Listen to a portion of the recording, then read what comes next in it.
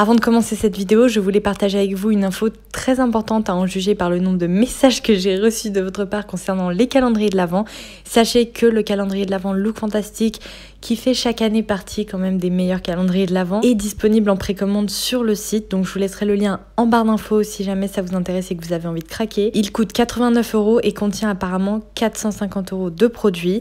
Pour répondre également à vos questions, bien sûr que je vais vous proposer des vidéos autour de la thématique calendrier de l'Avent cette année. Mais avant, sachez qu'un article récap arrivera sur le blog d'ici quelques jours comme d'habitude. Donc d'abord l'article, puis ensuite les vidéos. Et les vidéos commenceront, je pense, vers la fin du mois de septembre. Donc voilà, vous savez tout. Bonjour à tous, j'espère que vous allez bien. Alors aujourd'hui, j'espère que vous êtes prêts pour la vidéo, je pense la plus mignonne que je vais vous filmer cette année. Je vous avais fait un petit teasing dans ma dernière vidéo concernant la K-Beauty, mais la marque Etude House a sorti, préparez-vous, une collection Winnie the Pooh, donc Winnie l'ourson, avec plein de personnages de Winnie l'ourson. Cette collection est à tomber tellement elle est mignonne, tant en termes de packaging que d'univers. Et quand j'ai vu ça, je me suis dit mais je suis obligée de commander des produits pour les tester, pour vous en parler parce que... Non mais franchement, est-ce qu'on retrouve des trucs comme ça dans nos marques de cosmétiques européennes ou même américaines? Non. Voilà, la réponse est non. Donc aujourd'hui, j'espère que vous êtes prêts parce qu'on va plonger dans cet univers trop chou. Ne vous fiez pas à l'apparence trop mignonne des produits qui pourraient laisser croire que ce sont des produits pour les enfants.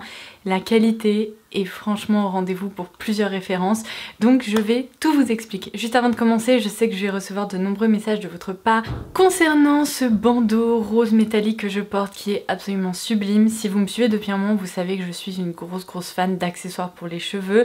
Vous ne pouvez pas me voir au quotidien, mais j'utilise quasiment tous les jours des accessoires pour les cheveux, que ce soit des serre-têtes, parfois des barrettes, des pinces pour attacher mes cheveux, etc. Déjà parce que je déteste avoir des mèches qui me tombent sur le visage, et ensuite parce que je trouve que ça accessorise tellement une tenue que je suis fan. Voilà.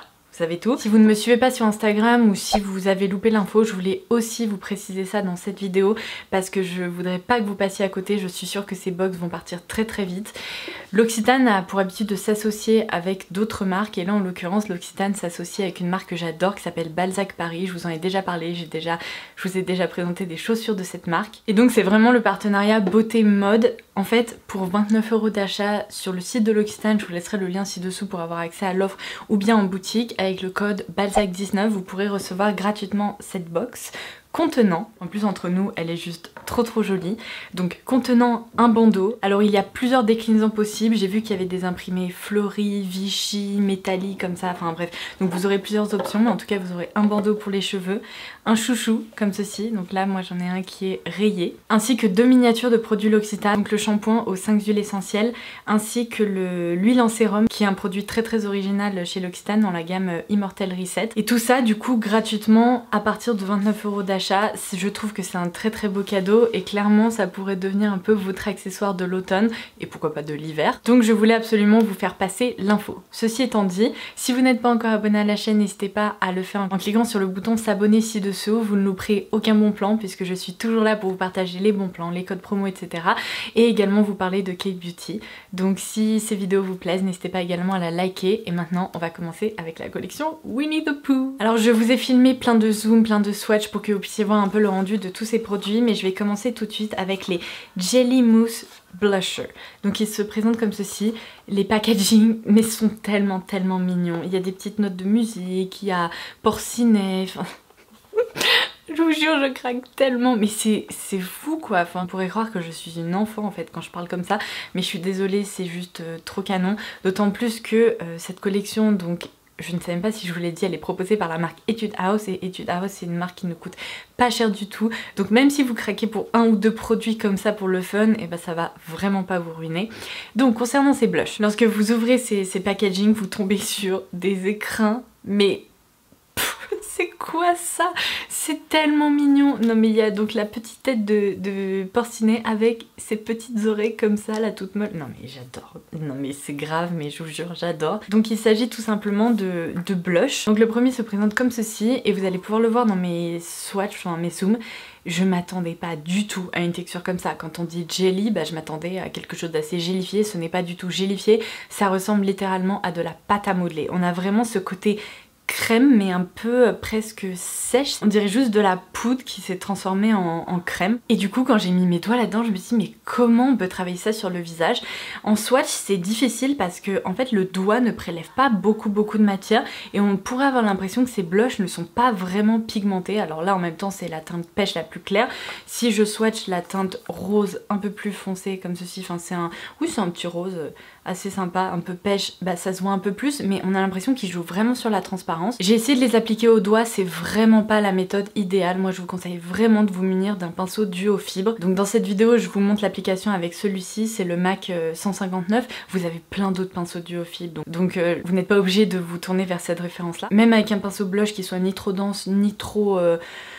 fluffy, je pense que ça pourrait fonctionner. Du coup c'est vraiment pour moi l'application parfaite parce que ça permet déjà de doser la quantité de matière qu'on applique et même si ce sont des blushs qui jouent sur la transparence, ils sont modulables donc vous pouvez vraiment les construire. Et je ne sais pas vous mais me concernant c'est vraiment le type de blush que je préfère parce que les blushs qui sont tellement pigmentés qu'à peine on passe sur la joue on a l'impression d'être un clown, ça ne me plaît pas vraiment. Là franchement j'ai une très bonne surprise parce que quand j'ai commencé à les swatcher je dois vous avouer que je me suis dit ça va pas fonctionner, ça va pas me plaire. Et si, ça me plaît, c'est juste trop sympa. Et en plus, ça, en fait, quand vous l'appliquez, après ça se fixe et ça se transforme un peu en fini poudre, donc vous pouvez pas du tout les sentir sur le visage. Bref, ces petits trucs sont non seulement trop mignons, mais en plus efficaces. Donc je les adore. Alors ensuite dans cette collection vous avez des fards à paupières mono qui sont tous très différents les uns des autres. Déjà en termes de fini parce que vous en avez certains qui sont mat, d'autres un peu satinés, lumineux et enfin vous avez une texture un peu plus particulière en fait que je porte sur ma paupière aujourd'hui qui est, vous savez, une texture qui joue sur la transparence mais qui apporte énormément de lumière via plein d'effets perlés, presque un peu micro paillettes. Donc je vais vous dérouler le rendu de tous ces fards. Non mais c'est pas trop cool comme ça. Ils sont répartis en 3 couleurs mais alors ce qui est drôle c'est que le couleur ne correspond pas au fini du fard, c'est juste je pense pour le packaging. Sur chaque fard on retrouve également un personnage de Winnie l'ourson, donc là j'ai Tigrou, vous avez donc Porcinet, Winnie, enfin bref ils sont tous trop choux. Et donc je vais vous montrer à quoi ils ressemblent. Donc je commence par la teinte BR418 Falling in Love qui est donc un fard mat, c'est un marron moyen dont je me suis servi dans le creux de ma paupière aujourd'hui. Je dirais que la texture mat c'est celle qui est la moins intéressante parce que elle est plutôt réussie, hein, cette teinte est réussie, elle peut fonctionner, mais ce sont des fards qui jouent légèrement sur la transparence. Dans tous les cas, la plupart des fards issus de la K-Beauty ont tendance à être moins pigmentés et plus transparents que nos fards occidentaux classiques. Donc si c'est quelque chose qui ne vous plaît pas trop, je suis pas persuadée que ces fards pourraient vous plaire. Moi ce que je trouve le plus intéressant, comme je vous le disais, ce sont les fards à effet. Après si vous voulez un fard à paupières mat avec la tête de Winnie l'ourson, eh ben, je le trouve quand même réussi. Sur le swatch j'ai mis 3 couches de fard pour que vous puissiez vraiment voir son rendu. Mais notez qu'il sera assez difficile d'obtenir ce type de pigmentation avec ce fard là. C'est plus vraiment un fard pour créer un peu d'ombre et de dimension au niveau des paupières. Vous avez ensuite la teinte PK014 qui est la teinte Sweet Dream. C'est encore un fard mat mais cette fois-ci il est rose pâle. Je m'en suis servi également pour dégrader un peu justement ce fard marron dans le creux. C'est le fard que j'aime le moins de cette collection, il est pas facile à travailler, joue beaucoup trop sur la transparence pour le coup, donc celui-ci je ne vous le recommande pas particulièrement. Ensuite vous avez un fard assez original qui m'a agréablement surprise.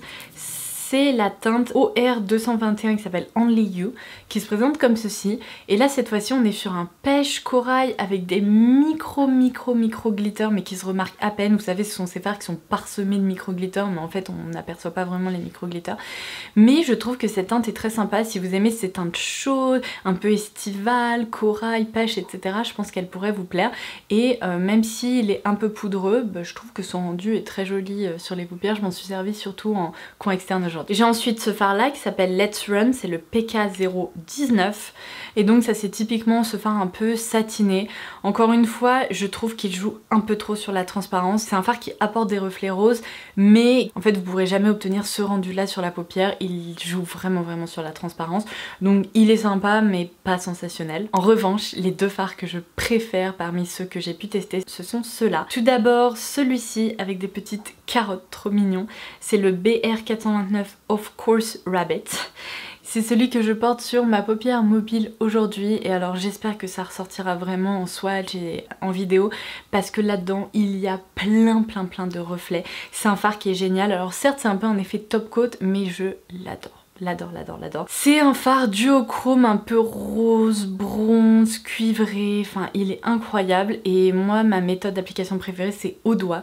Lorsqu'on l'applique on voit immédiatement ces reflets ultra lumineux et je suis trop fan. Et vous avez la version un tout petit peu plus rose et un peu plus intense, donc il passe du rose au cuivré je dirais, c'est celui-ci, sur lequel il y a un petit igloo et là c'est la teinte RD306 Don't Be Sad qui se présente comme ceci. Il y a même des reflets légèrement dorés rose gold à l'intérieur, enfin ces fards sont vraiment trop cool et ma foi ils sont mignons, ils coûtent pas très cher donc ils pourraient vous intéresser. Et alors j'ai cru voir qu'il y avait d'autres produits dans cette collection, malheureusement il n'y a pas tous les produits sur le site de YesStyle donc j'ai fait avec des moyens du bord.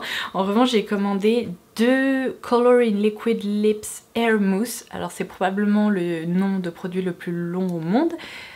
Le nom de oui, j'ai eu peur que j'étais en train de raconter n'importe quoi et d'inverser des mots. Le nom de produit le plus long au monde. C'est pas évident à dire. Bon, le packaging m'a encore une fois fait craquer, mais là vous n'êtes pas prêts à observer un truc aussi mignon. Ces rouges à lèvres, ils se présentent comme ceci. Donc ça se présente vraiment sous forme d'un tube de rouge à lèvres liquide ou de gloss on va dire, avec les petites têtes des personnages comme ça et leurs oreilles sont encore une fois toute molle. Non mais enfin sérieusement c'est trop chou. Alors oui j'imagine que si vous allez travailler au bureau vous allez peut-être pas trop assumer de sortir un truc comme ça de votre sac, mais dans votre salle de bain vous savez quoi, personne ne sera au courant. C'est un secret si vous acceptez de me le confier que promis je garderai bien pour moi. Du coup je porte aujourd'hui celui-ci sur les lèvres, c'est la teinte, alors attendez laissez-moi vous dire, c'est la teinte Hug and Love Piglet OR202, trop chou. C'est vraiment une teinte, alors comment je pourrais vous la décrire, je prends mon miroir. J'espère que ça ressortira pas trop rouge à la caméra parce qu'en réalité c'est vraiment un rose soutenu avec des sous-tons corail pêche. Donc c'est une teinte facile à porter qui donne bonne mine, je l'adore. J'adore la texture de ces rouges à lèvres parce qu'en fait quand on les applique ils sont aqueux mais ils se fixent et ils laissent sur les lèvres un fini velouté, complètement poudré. Est-ce que c'est sans transfert? J'ai pas fait le test donc on va le faire en direct. C'est pas tout à fait sans transfert, vous voyez ça laisse une petite marque mais c'est léger. Je trouve qu'ils tiennent plutôt bien parce qu'il y a vraiment une caractéristique de stain à l'intérieur, donc quand vous les swatchez ou quand vous les posez sur les lèvres, vous verrez que ils teintent les lèvres. Le seul truc qui me dérange un tout petit peu avec ces produits, c'est quand je les ai portés, j'ai observé qu'ici, au centre des lèvres, il y avait une très légère différence entre la couleur que je porte sur les lèvres et la couleur ici, à l'intérieur. J'ai l'impression que le produit a tendance à s'oxyder, à devenir rose à l'intérieur des lèvres. Je suis persuadée que c'est une histoire de pH de la salive, donc ça m'arrive à moi, peut-être que ça ne vous arrivera absolument pas. Après, c'est pas choquant du tout. Vous savez, il y a certains rouges à lèvres qui font vraiment des traces blanches, genre dégueu. Là, c'est vraiment pas dégueu. Je dirais que ça fait un très léger effet ombré, c'est vraiment pas choquant. Et donc l'autre teinte pour laquelle j'ai craqué, que je vais vous swatcher, c'est un très joli rouge un peu coquelicot. Il est très sympa, peut-être un peu plus commun en matière de stain, mais regardez comment on peut ne pas sourire quand on regarde ce truc. Donc voilà pourquoi je voulais vous faire une vidéo au sujet de cette collection, parce qu'il y a des petits produits trop mignons. Et encore une fois, les prix sont tellement raisonnables que vous pourriez facilement avoir envie de craquer pour 1, 2, 3 références. Et puis si vous aviez une commande de prévue sur le site de YesStyle, eh bien vous pourrez ajouter ces petites références dans votre panier. J'espère vraiment que cette vidéo autour d'une collection K-Beauty vous aura plu parce que vous n'arrêtez pas de m'en demander. Donc voilà, je me suis exécutée. Et en attendant ma prochaine vidéo, je vous embrasse très fort et je vous dis à très vite. Bye bye!